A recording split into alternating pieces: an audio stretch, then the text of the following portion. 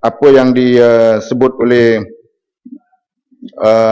Lanang juga mengenai pengswastaan KTMB, saya telah sebut tadi bahawa pengswastaan adalah di luar bidang Kementerian Pengangkutan. Seterusnya, mengenai perkara yang dimaksudkan oleh Yang Berhormat Kutatan, sikap penunggang motosikal yang tidak berhemah di jalan raya dan isu pemandu baru wanita di jalan raya. Pihak Kementerian Pengangkutan melalui agensi penguatkuasaan JPJ sedang berusaha untuk memperkenalkan modul kurikulum pendidikan pemandu yang baru dalam masa yang terdekat. KPP ataupun kurikulum pendidikan pemandu yang baru ini telah ditambah baik berbanding dengan kurikulum yang sedia ada. Penekanan diberi kepada aspek kemahiran efektif dan psikomotor berbanding dengan kemahiran kognitif. Kemahiran efektif membantu membentuk sikap pemanduan, manakala psikomotor pula merupakan kemahiran yang amat penting untuk mengendalikan kenderaan secara selamat dan berhemah. Kurikulum pendidikan pemandu yang baru ini dijangka dapat menghasilkan para pemandu yang lebih bersikap baik dan memiliki kemahiran dan skill pemanduan yang lebih tinggi. Selain itu, terdapat inisiatif lain seperti penguatkuasaan oleh JPJ dan PDRM, kempen dan program keselamatan jalan raya dan pendidikan keselamatan jalan raya di sekolah-sekolah. Seterusnya,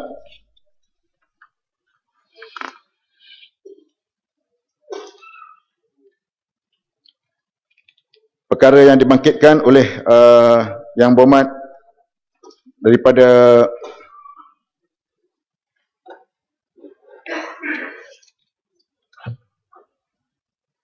Lanang, mengapakah bayaran RM50 dikenakan kepada pengguna hanya untuk 3 perkara berbanding banyak perkara yang diperiksa sebelum ini? Untuk makluman Yang Berhormat, pemeriksaan berkala bagi kenderaan perdagangan, pemeriksaan dilakukan 6 bulan sekali. Jumlah bayaran yang dikenakan ke atas pemeriksaan berkala adalah dari RM55 kepada RM75 mengikut jenis kenderaan perdagangan yang diperiksa. Berikut adalah sebahagian perkara-perkara yang dikenakan untuk pemeriksaan berkala bagi kenderaan perdagangan. 1. Bahagian atas. 2. Bahagian gelincir sisi. 3. Sistem brek. 4. Sistem suspensi berat dan muatan bawah 1,500 kg. Seterusnya, yang kelima, asap. 6. Bahagian bawah. Seterusnya, soalan apakah terdapat cadangan untuk menambah puspakom di Sibu. Setakat ini puspakom yang ada di cawangan Sibu adalah berhampiran dengan JPJ cawangan Sibu. Masih lagi berupaya menampung kapasiti aktiviti seharian. Oleh itu, tiada keperluan untuk menambah cawangan. Sebagaimana termaktub dalam konsesi perjanjian baru yang ditetapkan oleh Kementerian Pengangkutan, kawasan lingkungan aktiviti puspakom adalah di dalam lingkungan 100 km bagi setiap cawangan puspakom. Seterusnya, perkara yang dibangkitkan oleh Yang Berhormat Sungai Petani mengenai ujian berkomputer untuk mendapatkan lesen pemandu. Ujian Undang-Undang Jalan Raya Bahagian 1 ialah ujian teori yang perlu diduduki oleh pemohon lesen memandu. Tujuan ujian teori dijalankan adalah untuk menilai aspek kognitif seseorang pelajar pemandu. Manakala ujian amali adalah untuk menilai aspek kemahiran ataupun psikomotor seorang pelajar pemandu. Kombinasi kedua-dua ujian teori dan amali ini merupakan amalan antarabangsa untuk menilai pelajar-pelajar memandu untuk melahirkan pemandu yang kompeten, mematuhi peraturan dan berhemah. Ujian teori secara berkomputer dijalankan oleh syarikat penyedia perkhidmatan e-kerajaan iaitu MyEG, Coms dan MySpeed. Kerajaan juga sentiasa memantau perkhidmatan yang diberikan oleh pusat-pusat ujian e-khidmat. Seterusnya mengenai perkara penyelewengan ujian memandu yang dibangkitkan oleh Yang Berhormat Putatan. Ujian memandu yang dijalankan di institusi memandu adalah mengikut Standard Operating Procedure SOP yang ditetapkan. Kementerian amat memandang serius mengenai aduan penyelewengan dalam pelaksanaan ujian memandu dan akan mengambil tindakan sewajarnya termasuk tindakan tata tertib kepada pegawai penguji dan aduan kepada SPRM. Seterusnya yang dibangkitkan lagi oleh Yang Berhormat Putatan dan juga Shah Alam mengenai peningkatan mutu pengujian dan pelaksanaan untuk mengatasi masalah pemandu yang kurang cekap. Dalam usaha untuk meningkatkan kualiti dan mutu pembelajaran di institusi memandu, bagi menghasilkan pemandu yang kompeten, mematuhi peraturan dan berhemah serta dalam usaha untuk mengurangkan kadar kemalangan jalan raya, kerajaan telah mengambil inisiatif untuk menggubal semula kurikulum pendidikan pemandu yang sedia ada seperti yang telah saya sebutkan tadi. Kementerian telah menubuhkan satu jawatan kuasa untuk menambah baik kurikulum yang dianggotai oleh MIROS, JPJ, JKJR, Wakil Universiti dan Wakil Industri Latihan Pemanduan. Dalam penghasilan KPP ini, kajian menyeluruh telah dilaksanakan merangkumi perbandingan kaedah pembelajaran pemanduan dengan negara-negara maju untuk disesuaikan dengan keadaan di Malaysia. Kurikulum baru ini melibatkan rombakan kepada kurikulum motorkar transmisi manual dan motosikal dan pengenalan kepada kurikulum motorkar transmisi automatik. Kurikulum baru berasaskan hasil pembelajaran learning outcome based di mana penekanan akan diberikan kepada aspek kognitif, kemahiran dan sikap yang dijangka akan dilaksanakan pada tahun 2014.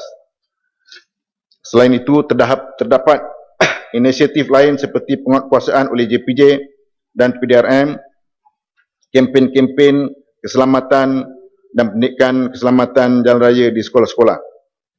Kerajaan juga bercadang untuk memperkenalkan kursus peningkatan etika pemandu kepada pesalah di bawah sistem mata demerit keselamatan jalan raya kejara yang baru sebagai sebahagian daripada program pemulihan remedial sebagai langkah berterusan untuk mendidik pesalah untuk mengamalkan budaya selamat di jalan raya. Seterusnya mengenai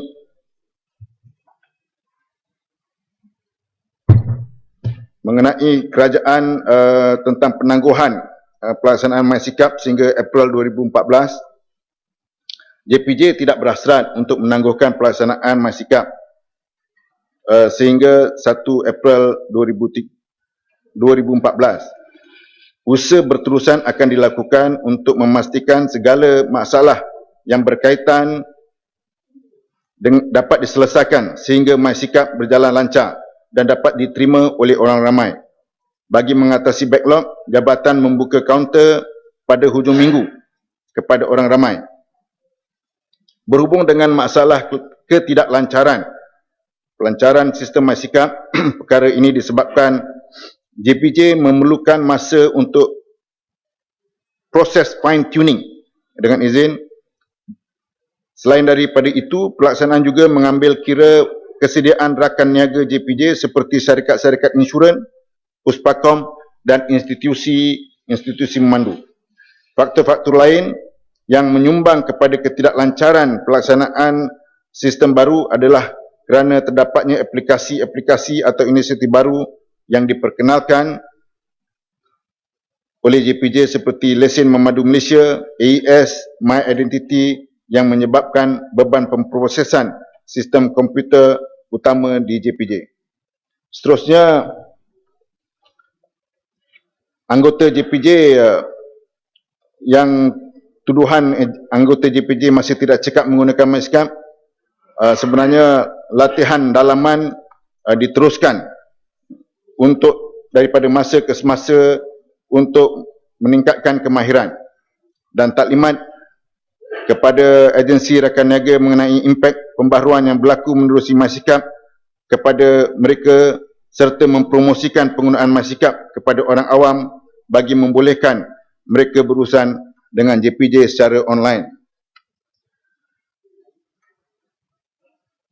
Mengenai rekod Puspakom yang masih tidak wujud di JPJ, kelewatan penghantaran rekod Puspakom memang berlaku pada peringkat awal pelaksanaan, bagaimanapun ianya telah dapat diselesaikan. Dan seterusnya, berapakah yang telah dibelanjakan untuk projek MySikap? Sehingga kini sebanyak RM240 juta telah dibelanjakan untuk sistem MySikap berbanding dengan kontrak asal yang berjumlah RM282 juta. Kontrak pelaksanaan MySikap yang melibatkan kos perisian, perkakasan talian rangkaian, peningkatan pusat data, latihan dan pembangunan serta penyelenggaraan aplikasi MySikap dan juga pusat pemulihan bencana. Mengenai perkara cukai jalan yang berbeza daripada kadar sebenar semenjak penggunaan sistem MySikap. Masalah cukai jalan berbeza daripada kadar yang sepatutnya telah dikenal pasti semasa peringkat awal pelaksanaan sistem MySikap, dan masalah ini telah diperbetulkan dengan serta-merta. Ini merupakan sebahagian daripada proses fine tuning dengan izin yang perlu ditangani oleh pihak JPJ. Untuk kes-kes yang telah membayar pada kadar yang berbeza, bolehlah memohon untuk mendapatkan kembali perbezaan kadar bayaran tersebut daripada mana-mana pejabat JPJ berhampiran, dan permohonan akan diproses dalam tempoh 14 hari. Seterusnya, proses pertukaran milikan kenderaan perdagangan off-road yang memerlukan pemeriksaan Puspakom. Proses tukaran milikan bagi kenderaan perdagangan yang memerlukan laporan pemeriksaan Puspakom hanya melibatkan kenderaan perdagangan yang berstatus off-road sementara sahaja. Ini kerana kenderaan tersebut boleh dilesenkan dan digunakan di atas jalan raya. Bagi kenderaan off-road kekal, pemeriksaan Puspakom dikecualikan. Yang berhormat, landang berdiri yang berhormat. Timbalan Menteri, saya ingin menanya bahawa yang kadar kenderaan lesen motor yang dibayar itu dengan kadar yang tidak betul. Jadi Timbalan Menteri mengumumkan bahawa masa 14 hari sahaja, tetapi kes yang saya dapati sudah lebih daripada 3 bulan. Bagaimana dengan cara untuk menuntut balik dengan secepat mungkin? Dan juga tadi itu Puspakom. Soalan saya adalah sama ada kementerian dapat menambah lebih banyak kaunter di pejabat Puspakom, bukan cawangan Puspakom yang baru. Jadi jawapannya tidak sama dengan soalan. Saya minta penjelasan. Mengenai yang melebihi 3 bulan, yang berhormat bolehlah berhubung dengan ini anggap special case, berhubung dengan saya akan selesaikan dengan segera. Mengenai Puspakom saya akan menjawab secara bertulis kerana saya tak dapat maklumat. Seterusnya, mengenai pertukaran milikan menggunakan pengesahan biometrik dalam masa 7 hari.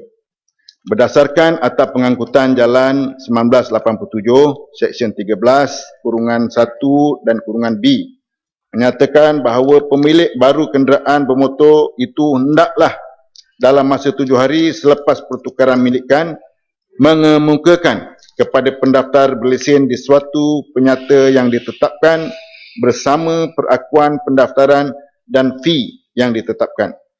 Sehubungan dengan itu, pihak JPJ telah menambah baik proses pertukaran milikan kenderaan dengan menggunakan pengesahan biometrik bagi menggantikan pengesahan identiti pemilik berdaftar dengan menggunakan borang TM/AB ataupun SAB/1A yang banyak disalahgunakan oleh pihak-pihak tertentu. Di samping itu juga pihak jabatan telah memperkenalkan sistem tukar milik secara atas talian online dengan menggunakan ID pemilik pemunya berdaftar. Proses mendapatkan ID ini memerlukan pemilik berdaftar kenderaan membuat pengesahan biometrik di kaunter JPJ. Proses ini hanya perlu dilakukan sekali sahaja. Seterusnya, berkaitan isu yang ditimbulkan status pengambilalihan sistem AES oleh syarikat AES Solution Sdn Bhd. Untuk makluman, berkaitan pelaksanaan AES yang akan diambil alih oleh syarikat AES Solution Sdn Bhd, kerajaan akan memaklumkan tentang kedudukan terkini setelah selesai proses keuangan, perundangan dan teknikal dimutamatkan oleh pihak kerajaan yang melibatkan Kementerian Keuangan, PDRM, JPJ dan juga Jabatan Peguam Negara.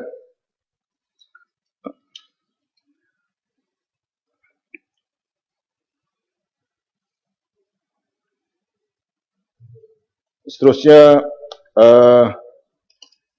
mengenai perkara-perkara yang belum tak dapat saya sampaikan, saya akan sampaikan secara bertulis kepada ahli-ahli yang berhormat. Saya mengucapkan berbanyak terima kasih atas segala yang dikemukakan kepada saya untuk Kementerian Pengangkutan. Terima kasih. Masih. Ahli yang berhormat, masalahnya ialah bahawa wang sejumlah ringgit Malaysia 1,311,071,000 untuk Kepala B28 Anggaran Perbelanjaan mengurus 2014 jadi sebahagian daripada jadual hendaklah disetujukan. Ahli-ahli yang bersetuju katakan bersetuju. Yang tidak bersetuju katakan tidak. Lebih suara bersetuju Kepala B28 sebahagian daripada jadual. Ahli yang berhormat, masalah ialah bahawa perbelanjaan di bawah Kepala P28 Anggaran Perbelanjaan Pembangunan 2014 diluluskan. Ahli yang bersetuju katakan bersetuju. Yang tidak bersetuju katakan tidak. Lebih suara bersetuju perbelanjaan di bawah Kepala P28 jadi sebahagian